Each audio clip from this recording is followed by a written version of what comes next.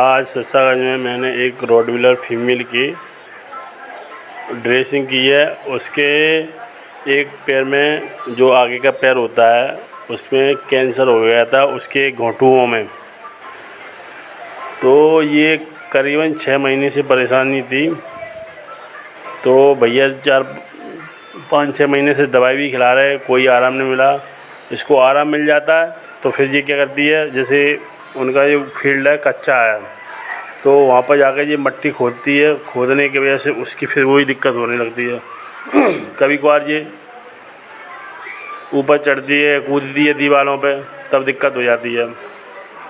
तो ये बहुत परेशान थी। तो भैया ने मुझे बताया कि मैंने देखने के बाद इसको भैया मथुरा ले गए। मथुरा में हॉस्पिटल है, पंडित दीनदयाल उपाध्याय वेटनरी गौ अनुसंधान। ये माना हुआ एशिया का हॉस्पिटल है। यहाँ पर गाय हो, भैंस हो, बकरी हो, डॉग हो, अदर्स कोई एनिमल्स हो, वहाँ पर सबका ट्रीटमेंट होता है और बहुत अच्छा हॉस्पिटल है। मैं वहाँ पर भी गए, वहाँ पर देखा, बहुत बड़ा हॉस्पिटल है वहाँ पर। तो पहले तो डॉक्टर साहब ने पूरी समस्या पूछी। समस्या पूछने के बाद फिर इस रॉटवीलर फीमेल का एक्सरा करवाया उन्होंने। देखा कि इसके अंदर कोई दिक्कत ना हो। पता चला कि उसके जो घोंटू होता है उसके अंदर काली हड्डी पड़ गई थी, क्योंकि उसके अंदर जो कैल्शियम कमी थी वो सब ख़त्म हो गई थी।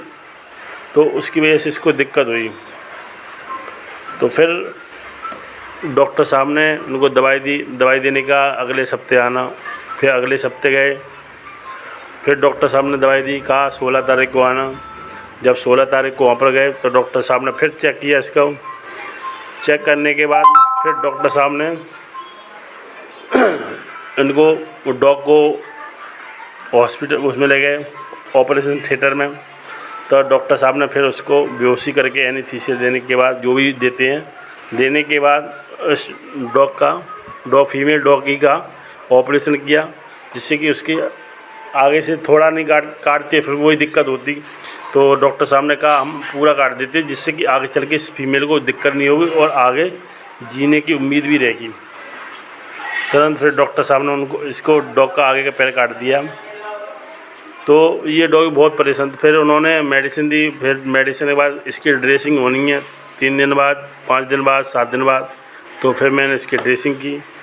फिर हमने इसको पहले सेवलॉन से सफाई की, पट्टी छुड़वाई। उसके बाद मैंने फिर बीटाडीन लिक्विड से इसकी ड्रेसिंग की, जिससे कि इस डॉगी को दिक्कत ना हो और इन्फेक्शन हो वो ख़त्म हो जाए, क्योंकि उसके आसपास रेड टाइप के फुंसियाँ सी होने लगी थी।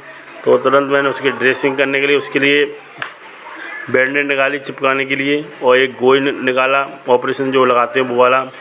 उसमें मैंने एक पेनिसिलिन जो ट्यूब होता है, जैसे भैंसों को, बकरियों को थनैला रोग हो जाता है, उसमें यूज किया जाता है, एंटीबायोटिक होता है। तो मैंने उस एंटीबायोटिक ट्यूब को उसके घाव में लगवाया, जिससे कि इस घाव को जल्दी भर सके और जल्दी सही हो सके। दोस्तों, आप सभी को वीडियो अच्छी लगी हो तो वीडियो शेयर सब्सक्राइब करते रहें। फिर उसके बाद मैंने उसको एक बैंडेज काटने के बाद मैंने उसके आकार के नाप लेके काटा। फिर काटने के बाद उसको बैंडेज को चिपकाया, जिससे कि उस बेचारी का घाव कोई मक्खी न बैठ सके घाव में और ना कोई पानी जा सके, जिससे कि उस बेचारी दिक्कत हो।